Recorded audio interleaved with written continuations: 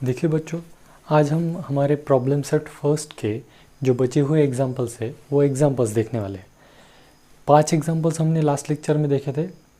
पाँचों में से जो एक एग्जाम्पल था हमारे पास एक एग्जाम्पल था क्वेश्चन नंबर 4। उस एग्जाम्पल की तरह ही क्वेश्चन नंबर 6 है, इसलिए मैंने यहाँ पर लिखा है question number 6 is for homework. वो आपको सॉल्व करना है। जैसे क्वेश्चन नंबर 4 में हमने 2 पॉइंट कंसिडर किए थे, 1 towards right and towards left, मतलब एक नंबर उस नंबर से 7 नंबर से छोटा और उससे बड़ा विथ रिस्पेक्ट टू दैट। वैसे ही हमें क्वेश्चन नंबर 6 में सॉल्व करना है। तो क्वेश्चन नंबर 6 में भी आपको एक पॉइंट दिया है, पॉइंट 1, उसके कोऑर्डिनेट है 1 और उससे 7 यूनिट डिस्टेंस वाले आपको पॉइंट निकालने हैं। तो सेम वैसा जो पहले हमने किया था वैसा ही यहाँ पर ये आपको same question number 6 just like question number 4 करना है। अब क्वेश्चन नंबर 7 करेंगे हम। Right the statement in conditional form. इसको कंडीशनल फॉर्म में लिखना है। अब कंडीशनल फॉर्म मतलब क्या, इफ देन अप्लाई करना। तो देखिए यहाँ पर फर्स्ट क्या है, every rhombus is a square.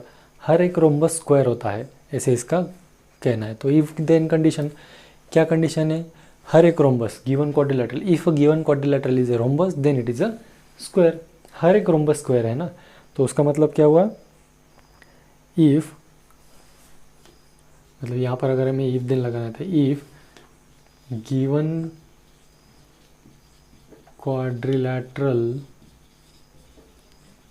is rhombus then it is a square। अगर गिवन क्वाड्रिलेटरल हमारा रोम्बस है तो वो स्क्वायर हो जाएगा। ठीक है, नेक्स्ट देखिए फिर क्या है, angle in linear pair are supplementary. Linear pair वाले एंगल सप्लीमेंट्री मतलब उनकी एडिशन 180 डिग्री होती है। मतलब क्या है, लेकिन पहले एंगल्स लीनियर पेयर में होने चाहिए। If the angles are in linear pair then those are supplementary. ये हो गया इसका conditional form. If the angles are in linear pair then those are supplementary। ये हो गया इसका कंडीशनल फॉर्म। नेक्स्ट स्टेटमेंट में आप देखिए, a triangle is a figure form by 3 segments. मतलब क्या है, यहाँ पर एक ट्रायंगल ऐसी फिगर है जो 3 साइड से बनती है। That means if a figure form by 3 segments then that figure is a triangle. ठीक है, यहाँ पर इसका इफ देन फॉर्म क्या आएगा हमारा, देखिए, if a figure formed by 3 segments then it is a triangle. फिर वो क्या बनती है, वो फिगर क्या बनती है, ट्रायंगल। ये हो गया इस स्टेटमेंट में। यहाँ पर देखिए, यहाँ पर क्या हो गया था, a triangle is a figure form by 3 segments. यहाँ पर मतलब ट्रायंगल फॉर्म करता है, कौन करता है, तो 3 सेगमेंट्स फॉर्म करते हैं। ठीक है, मतलब उसका बैकग्राउंड क्या हुआ कि 3 सेगमेंट चाहिए। अगर 3 सेगमेंट है तो ही वो ट्रायंगल वहाँ पर फॉर्म होगा। अब देखिए, a number having only 2 divisors is called a prime number. मतलब क्या, if a number is divisible by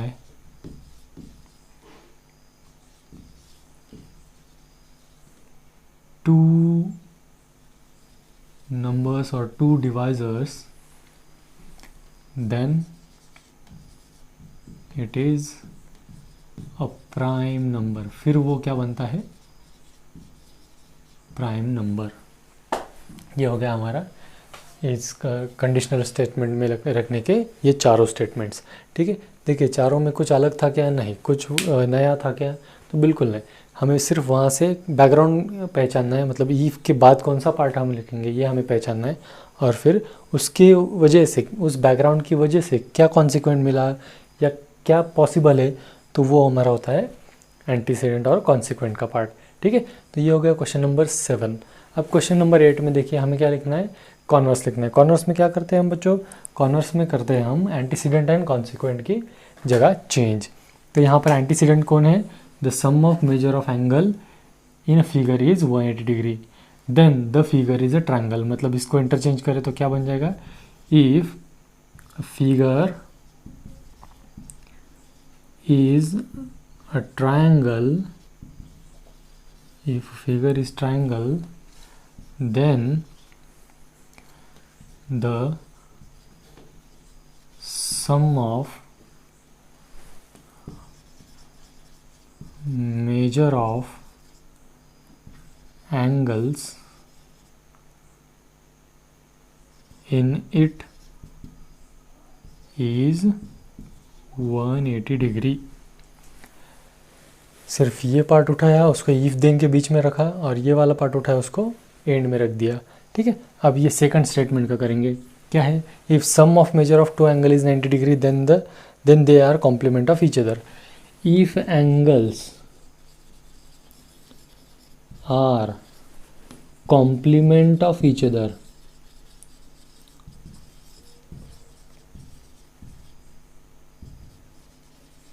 then sum of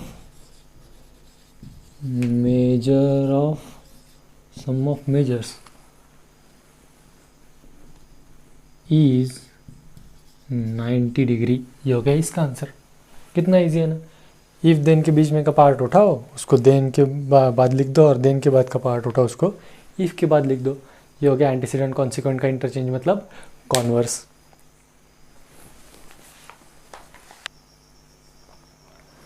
अब क्वेश्चन नंबर 8 का फर्स्ट और सेकंड हमने देख लिया था, अब देखेंगे थर्ड नंबर। इसमें दिया है if the corresponding angles form by a transversal of two lines are congruent then the two lines are parallel. अब इसमें क्या करना है, हमें कॉन्वर्स लिखना है इसका। कॉन्वर्स में क्या आएगा, if two lines are parallel,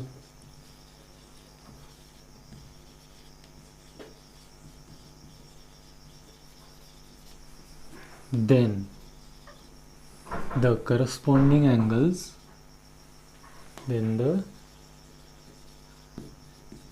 corresponding angles formed by transversal are congruent। देखिए यहाँ पर एंटीसीडेंट वाला पार्ट क्या था कि कॉन्ग्रुएंट, करस्पॉन्डिंग एंगल अगर कॉन्ग्रुएंट है तो लाइन पैरेलल है। तो इसका मतलब क्या है, if two lines are parallel, मतलब अगर दो लाइन पैरेलल है तो करस्पॉन्डिंग एंगल्स की जो पेयर ट्रांसवर्सल ने फॉर्म की वो कॉन्ग्रुएंट है। ठीक है, अब अगला देखते हैं। यहाँ पर क्या है, if sum of the digits of a number is divisible by 3 then the number is divisible by 3। क्या बनेगा, एकदम ईजी है। If the number is divisible by 3 then the sum of the digits of number is divisible by 3।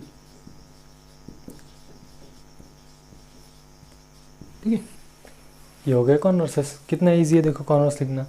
अब हमें क्या करना है question number 9 में, देखिए मेन क्वेश्चन ऐसा है, right the antecedent and consequent of the following statement.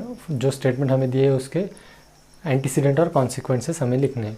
अब देखिए अगर वो स्टेटमेंट इफ देन फॉर्मेट वाला है तो उसमें हमें एंटीसीडेंट कॉन्सिक्वेंसेस ढूंढने में कुछ प्रॉब्लम नहीं है। अब एंटीसीडेंट का पार्ट इसमें क्या आएगा, all sides of a triangle are congruent,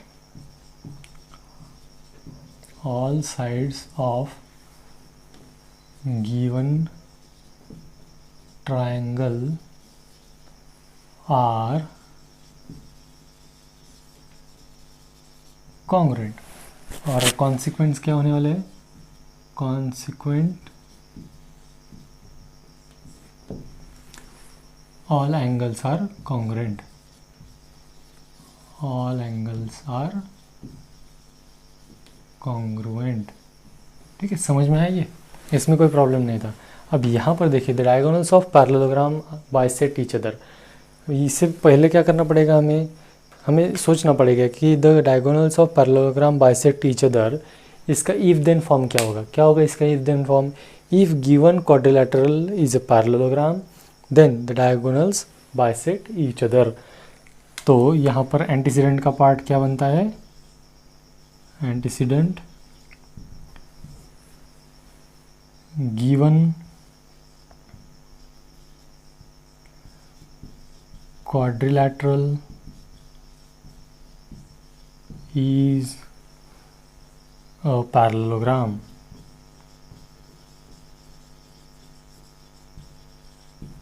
and consequent क्या बनेगा फिर, consequent the diagonals bisect each other। ठीक है, हो गया ये क्वेश्चन नंबर 9। अब बचता है हमारा लास्ट क्वेश्चन, क्वेश्चन नंबर 10, वो हम देखेंगे।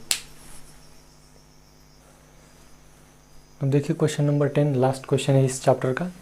इसमें हमें क्या करना है, क्वेश्चन कुछ ऐसा है यहाँ पर, draw a labelled figure showing information in each of the following statement and write antecedent and consequent parts.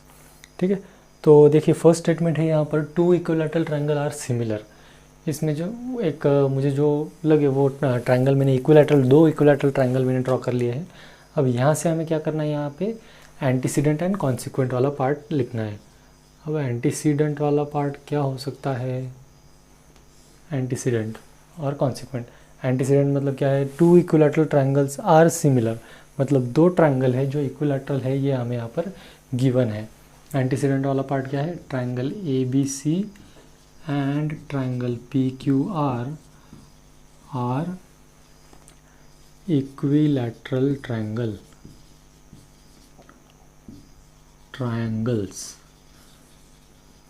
Are equilateral triangles. अब हमें प्रूव क्या करना है, दोज आर सिमिलर। कॉन्सिक्वेंट वाला पार्ट क्या हो जाएगा फिर, triangle ABC is similar to triangle PQR। Okay, हो गया, सिंपल है। ये डायग्राम भी हमें निकालनी थी और ये एंटीसीडेंट कॉन्सिक्वेंट वाला। अब यहाँ पर क्या है देखिए, if angles in a linear pair are congruent. Linear pair मतलब एक लाइन पे फॉर्म करने वाले एंगल आर कॉन्ग्रुएंट। अब ये दो एंगल्स अगर कॉन्ग्रुएंट हुए तो क्या, then each of them is right angle. मतलब अगर हम यहाँ पर नाम दें इसको ऐसे ए ओ बी और इसे सी पॉइंट दिया सपोज, तो अकॉर्डिंग टू दिस क्या गिवन है हमें, एंटीसीडेंट वाला पार्ट क्या आता है, एंटीसीडेंट वाला पार्ट बनेगा यहाँ पर angles which are in linear pair. कौन कौन से एंगल्स है लीनियर पेयर वाले, A O C angle and angle B O C are in a linear pair. और फिर कॉन्सिक्वेंट क्या बनेंगे, कॉन्सिक्वेंट वाला पार्ट बनेगा देखिए, then each of them is a right angle. अब ये लीनियर पेयर में भी है और ये कॉन्ग्रुएंट भी है, मतलब angle A O C is congruent to angle B O C, which means that हमें प्रूव क्या करना है, angle A O C and angle B O C. अगर इसको मैं ऐसे लिखूँ तो ज़्यादा बेटर रहेगा, angle A O C is equal to angle B O C is equal to 90 degree. मतलब ए ओ सी और बी ओ सी दोनों राइट एंगल है, ये हमें प्रूव करना था यहाँ पर, जो कि हमने लिख दिया है। अब देखिए अब क्या करना है लास्ट में, if the altitudes drawn on two sides of a triangle are congruent. मतलब if the altitudes drawn are congruent, जो अल्टीट्यूड ड्रॉ किए गए, अल्टीट्यूड मतलब क्या होता है बच्चों, ट्रायंगल के किसी एक वर्टेक्स से उसके अपोजिट साइड पे परपेंडिकुलर ड्रॉ करना, मतलब वो होती है अल्टीट्यूड। ठीक है, तो अल्टीट्यूड को अगर हमने ऐसे ड्रॉ किया और ये दो अल्टीट्यूड यहाँ पर दिखाए हमें, अगर वो अल्टीट्यूड्स इक्वल है तो क्या होता है वो हमें चेक करना है। तो एंटीसीडेंट वाला पार्ट क्या है, एंटीसीडेंट वाला पार्ट है यहाँ पर in triangle ABC altitudes are drawn. In triangle ABC कौन कौन से अल्टीट्यूड ड्रॉ किए गए? Perpendicular BQ is perpendicular to EC and CP is perpendicular to AB. Segment BQ is perpendicular to the side AC and segment CP is perpendicular to the side AB. ठीक है, ये altitudes draw करना मतलब क्या रहता है? वो perpendicular रहता है. और एक क्या है? The altitudes drawn on two sides of triangle are congruent. That means यहाँ पर क्या हुआ? गिवन पार्ट और segment BQ is congruent to segment CP. या तो उसे हम ऐसा भी लिख सकते थे, instead of segment altitude BQ is congruent to altitude CP. Therefore हमें अब कॉन्सिक्वेंट क्या मिला यहाँ से? कॉन्सिक्वेंट वाला पार्ट क्या मिला? Then those two sides are congruent. जिन दो साइड पे वो परपेंडिकुलर ड्रॉ किए गए वो दोनों साइड्स कॉन्ग्रुएंट है. मतलब side AC is congruent to the side AB. ये हो गया एंटीसीडेंट, ये हो गया consequent. Here it ends our chapter number 1 some basic concepts of geometry. ठीक है, इस चैप्टर से रिलेटेड कुछ भी डाउट हो तो आप पोस्ट कर सकते हो हमारे चैट सेक्शन में, वहाँ पर आप डाउट पूछ सकते हो. ठीक है, कुछ भी डाउट हो इस चैप्टर का तो आप पूछ सकते हो, कोई वहाँ पर प्रॉब्लम नहीं आएगा. आपको पूरा का पूरा सोल्यूशन वहाँ पे आपके डाउट का क्लियरिफिकेशन किया जाएगा. ठीक है, थैंक यू.